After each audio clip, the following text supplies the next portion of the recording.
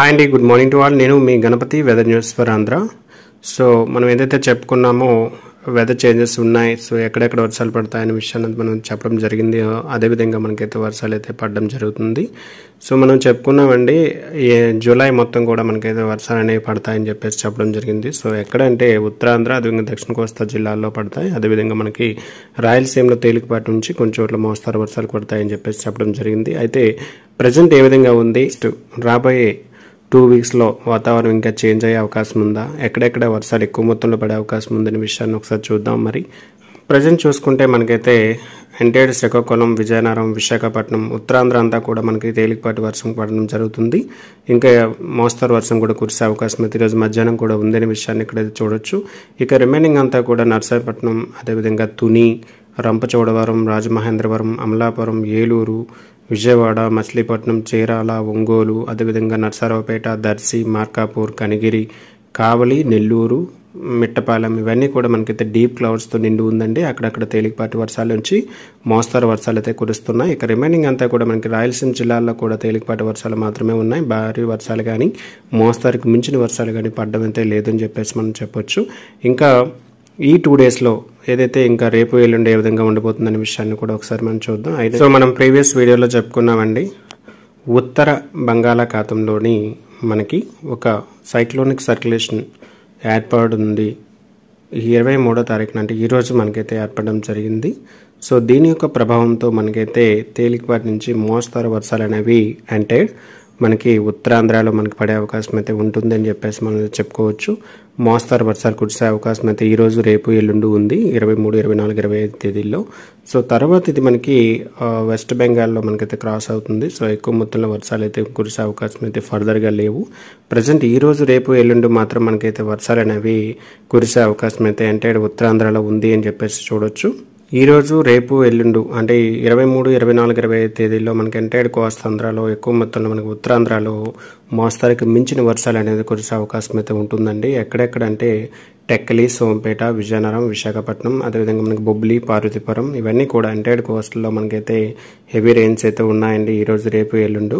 So up to మనకి తుని, విజయవాడ, రాజమహేంద్రవరం, మచిలీపట్నం ఇవన్నీ కూడా కురిసే అవకాశం అయితే ఉంటుంది. ఇక దక్షిణ కోస్తా, రాయలసీమ జిల్లాల్లో అయితే మాత్రము తేలికపాటి వర్షాలు మాత్రమే ఉన్నాయండి. అది కూడా మనకి 28వ తారీఖు వరకు ఏదైతే ఈ సైక్లోనిక్ సర్క్యులేషన్ మూవ్మెంట్ బట్టి ఇది మూవ్ అవుతుంది నార్త్ వర్డ్. ఇది మూవ్ అయిన తర్వాత నుంచి మనకైతే ఎంటైర్డ్ ఆగస్ట్లో మనకైతే ప్రజెంట్ ఉన్నటువంటి మన డేటా ప్రకారం అయితే ఎక్కువ మొత్తంలో ఎండలు కాచే అవకాశం అయితే ఉంటుందండి.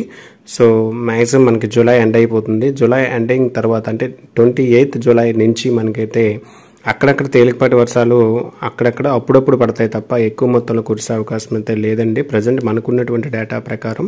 సో హెవీ రెయిన్స్ కానీ మోస్తరు వర్షాలు కానీ అయితే లేవు.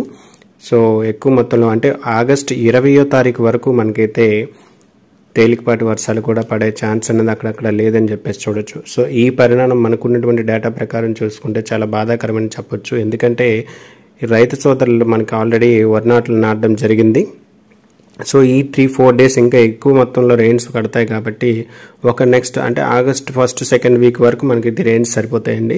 ఫర్దర్గా మనకి ఆగస్ట్ 3rd వీక్ కానీ ఆగస్ట్ 2nd వీక్ ఎండింగ్లో కానీ మనకైతే హెవీ రెయిన్స్ పడే ఛాన్స్ అయితే ఉంటే బాగుండేది. సో మనకైతే ప్రజెంట్ డేటా ప్రకారం అయితే లేదు.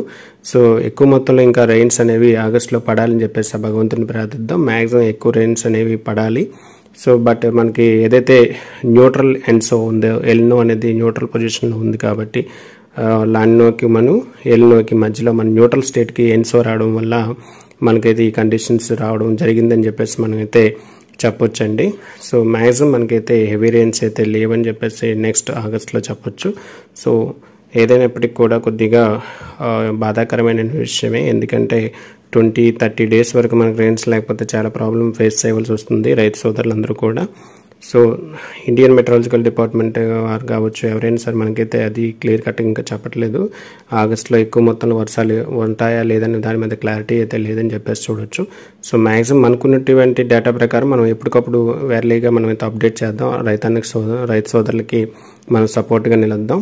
సో మ్యాక్సిమం మనకైతే దక్షిణ రాయలసీమ, అదేవిధంగా దక్షిణ కోస్తాలో అయితే తేలికపాటి వర్షాలే ఉన్నాయి ఈ 4 డేస్ అంటే 28th వరకు. తేలికపాటి వర్షాలే ఉంటాయి. ఇక ఉత్తరాంధ్ర, దక్షిణ కోస్తాంధ్రలో ఎక్కువ మొత్తంలో వర్షాలతో ఉన్నాయి. ఏలూరు, విజయవాడ ఇవన్నీ కూడా. కర్నూలు, అదోని, నంద్యాల ఈ పార్ట్స్లో కూడా మనకి తేలికపాటి వర్షాలు మాత్రమే ఉన్నాయి. మోస్తారు నుంచి భారీ వర్షాలు అయితే లేవు. అయినప్పటికీ కూడా మనకైతే హెవీ రెయిన్స్ అయితే ప్రజెంట్ ఈ 4 days అంటే మనకి 28 వరకు ఉన్నాయి. తర్వాత నుంచి మనకైతే ఎండాకాలం స్టార్ట్ అవుతుందా అనే ఆలోచన వచ్చే విధంగా మనకైతే ఎండలు కాచే అవకాశం అయితే ఉంటుంది. కొద్దిగా జాగ్రత్త పడండి. సో ఇది ఇప్పటి వరకు ఉన్నటువంటి వెదర్ అప్డేట్స్. రేపు వెదర్ అప్డేట్లో మళ్ళీ కలుద్దాం. Thank you to all. మీ గణపతి, సదా మీ సేవలో, వెదర్ న్యూస్ ఫర్ ఆంధ్ర.